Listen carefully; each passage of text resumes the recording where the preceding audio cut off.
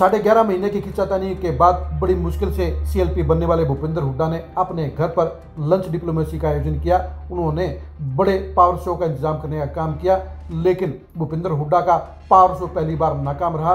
उनकी lunch diplomacy पूरी तरह से फ्लॉप रही और जो उनके सारे के सारे जो अरमान थे वो धरे के धरे रह गए। नमस्कार, मैं हूं कुलदीप शिवरान। आज हम खरी खरी न्यूज में चर्चा करेंगे भूपेंद्र हुड्डा के लंच डिप्लोमेसी की, उनके आए हुए मेहमानों की और इस लंच डिप्लोमेसी के इफेक्ट की।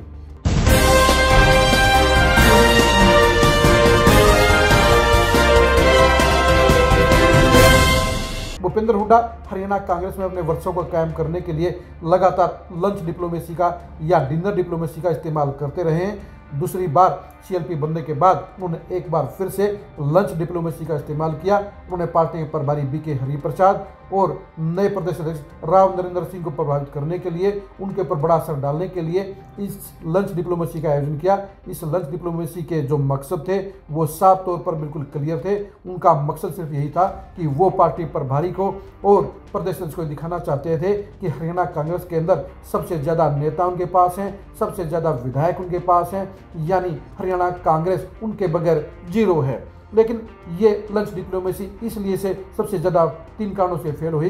कारण नंबर 1 ये रहा कि उनकी लंच डिप्लोमेसी में बड़े विरोधी नेताओं ने शिरकत नहीं की, यानी वो लंच डिप्लोमेसी में ये मैसेज देने में नाकाम रहे कि पूरी हरियाणा कांग्रेस उनके साथ में है। बड़े विरोधी नेताओं को इस मामले में दूर रहने के चलते उनका पहला लक्ष्य दूर रह गया, अधूरा रह गया। दूसरी बात ये रही कि उनके इस लंच डिप्लोमेसी के कार्यक्रम के अंदर 50% से ज़्यादा जिलाध्यक्ष शामिल नहीं हुए। सिर्फ उनके खेमे के जिलाध्यक्ष ही इस लंच के प्रोग्राम में शामिल हुए।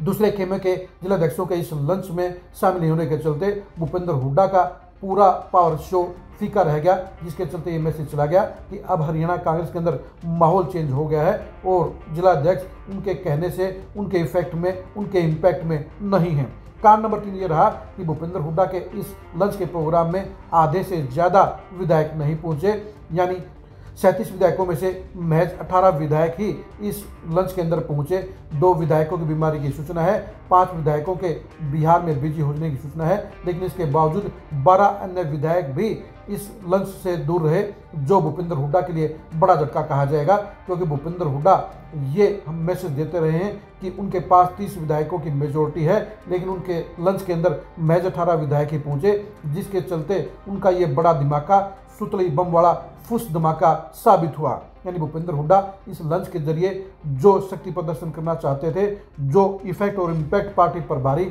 और राव नरेंद्र सिंह पर डालना चाहते थे, वो पूरी तरह से नाकाम रहा। उनके इस लंच के प्रोग्राम में उनके साथी पूर्व विधायक, पूर्व सांसद, वर्तमान 3 सांसद और प्रत्याशी ही शामिल हुए। विरोधी नेताओं में से कोई भी नेता उनके लंच में शामिल नहीं हुआ, जिसके चलते ये साबित हो गया कि हरियाणा कांग्रेस के अंदर जो खेमेबाजी अभी भी बरकरार है और पार्टी प्रभारी लाख कोशिशों के बावजूद भी बड़े नेताओं के बीच में ट्यूनिंग नहीं बिठा पाए हैं। बेशक से कुमारी शैलजा ने जिलाध्यक्षों की नियुक्ति में उनके साथ ट्यूनिंग बिठाने का काम किया था, सेटिंग करने का काम किया था, लेकिन इस लंच के अंदर ना तो कुमारी शैलजा शामिल हुई, ना ही उनके खेमे के जिलाध्यक्ष शामिल हुए, ना ही उनके खेमे के एमएलए शामिल हुए। यानी साफ तौर पर ये जाहिर हो गया कि हरियाणा कांग्रेस के अंदर खेमेबाजी की जो बीमारी है वो अभी भी बरकरार है और इससे निपटना जहां पार्टी प्रभारी के लिए अभी तक नामुमकिन साबित हुआ है, वहीं पर पार्टी प्रदेश अध्यक्ष को भी एहसास हो गया होगा कि भूपेंद्र हुड्डा सिर्फ अपने खेमे के नेता हैं, पूरी कांग्रेस के नेता नहीं है। और उनको इस मामले में राहत भी मिली होगी कि भूपेंद्र हुड्डा के साथ में जितने नेता और जितने एमएलए हैं उतने ही उनके खिलाफ में हैं, उतने ही उनके विरोध में हैं। यानी आज की तारीख में भूपेंद्र हुड्डा हरियाणा कांग्रेस की सबसे बड़ी पावर तो हैं, लेकिन एकमात्र पावर नहीं है, उनके खिलाफ का विरोधी खेमा भी मजबूती के साथ मैदान में डटा हुआ है। यानी भूपेंद्र हुड्डा जो बड़ा शॉट मारना चाहते थे, जो बड़ा प्रभाव डालना चाहते थे, वो इस लंच डिप्लोमेसी में पूरी तरह से फ्लॉप हो गया, पूरी तरह से फेल हो गया। जिस मकसद के साथ ये लंच का आयोजन किया गया था वो मकसद हासिल करने में ये लंच नाकाम रहा है। और यही वजह रही कि भूपेंद्र हुड्डा का मुंह जिलाध्यक्षों की मीटिंग में लटका हुआ था और साफ तौर पर उनका चेहरा बता रहा था कि वो इस लंच के आयोजन को लेकर जो टारगेट हासिल करना चाहते थे वो टारगेट हासिल नहीं हुआ है, इसलिए वो निराश थे, बुझे हुए थे। और सबसे बड़ी बात यही रही कि वो इस मायूसी के चलते, लंच डिप्लोमेसी के फेल होने के चलते काफ़ी नेताओं के साथ सही ढंग से बात नहीं कर पाए, क्योंकि उनका मिजाज बिगड़ा हुआ था, उनका चेहरा उखड़ा हुआ था। यानी उनका चेहरा साफ तौर पर बता रहा था कि उनकी लंच डिप्लोमेसी पहली बार फेल साबित हुई है।